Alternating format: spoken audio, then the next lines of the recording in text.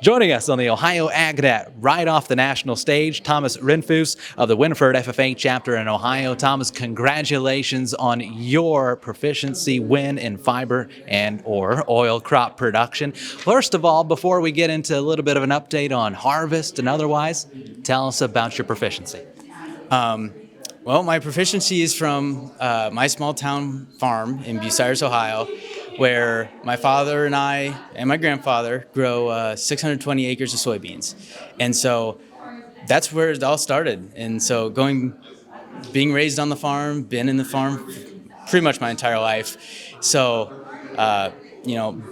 building that fundamental knowledge and work ethic from a very young age and really building that up and really expanding on it each year as I've grown older and now taking on responsibility for my own. As you've learned through your crop production, your farming, what lessons have come along the way? Honestly, I can't even name them all. Like, there are so many, from like how to maintain, how to change an oil in anything, like, small engines, gas engines, if I have to change a carburetor, if I have to diesel engine, any maintenance there, really anything maintenance side. Also the fundamentals of variety choice, variety placement. Some varieties do good on certain soils. And so being able to have that knowledge of soybeans, and then in addition to that, just how my father loves to run the farm, how I can help add to that as an employee, but also his son and also a future of the farm. Let's talk about that farm for a second here. How has this year been as far as growing season and now into harvest? This year for us has been really fantastic. We've been really, really blessed with some good yields, timely rains. We've always had the tendency to get that Mother's Day 3-inch downpour, and it would wash out. It would annihilate crops. And so, we are blessed this year to have those timely rains. I mean, they came quick, but it wasn't anything over an inch or so. And we had some phenomenal beans across the board. I mean, probably averaging over 70 bushels for non-irrigated beans on okay clay dirt. Is harvest complete your way? Soybean-wise, yes. For corn, we're about 4 days out, about a couple hundred acres left. How have yields been? Very fantastic as well. I know that corn and soybeans are very polar opposites when it comes to raising them and environmental conditions. That, corn, you want that drought early on, and then you want rain later in the season when it's tasseling and pollinating. But for soybeans, you want the opposite, where it's raining more in the beginning and then more dry getting later in. And so with knowing that, our theory is that, good crop of beans, mediocre crop of corn, or really good crop of corn and mediocre beans. And this year, by the grace of God, we've had great yields on both. Non-irrigated, and we've been very blessed. What's your future hold? I would love to farm. That is a big goal of mine. But the reality is 620 acres of soybeans doesn't cut it for 2 full-time help. And so between me and my father, he has the farm. That is his baby. So I have the responsibility of going to school, where I actually go to Ohio State University, majoring in agronomy.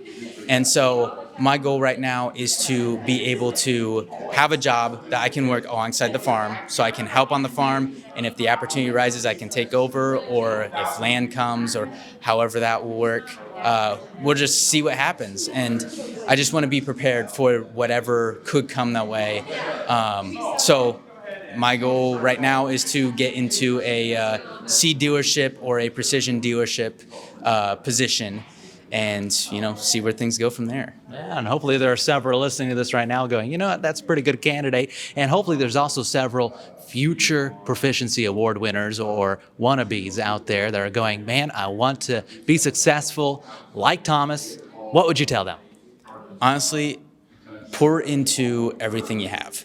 My biggest contributor has been my family, and I have a very, very amazing family and FFA advisors, and they've all been very supportive along the way. And so I know that is a huge thing that's really brought life to me into this proficiency.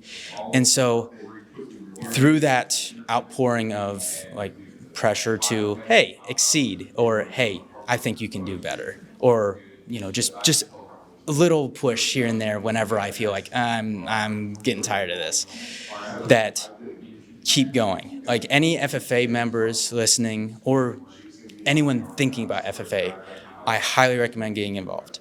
And so like you can just be a member, and it's one thing to just attend, to be there, go to meetings and whatever. But I'm saying get involved, do the competitions, compete. You may learn that you are really good at public speaking. Or you could learn, okay, public speaking isn't for me, but I do really good for soil judging. And so find that niche and really pour into it. And that's what I did. And obviously it's gotten me to here. And it's been a huge blessing to be able to see the steps that I took. And that is exactly what I did. Get involved, document my hours on the farm, pour them into my proficiency, compete, and see where it gets you. Well, there you go. Doesn't get like better advice than that. Thomas Rindfuss of the Wynford FFA chapter joining us here backstage after his win in his proficiency area at the National FFA Convention. Thanks, Thomas. Thank you. We are Wilmington College, where agricultural experience and learning meet. The leadership and personal development skills I learned in FFA have allowed me to excel in the classroom and in our campus community. Out of four-year institutions, Wilmington College provides our students with the most hands-on experience starting year one at the academic farm. At Wilmington College, the farm is our lab.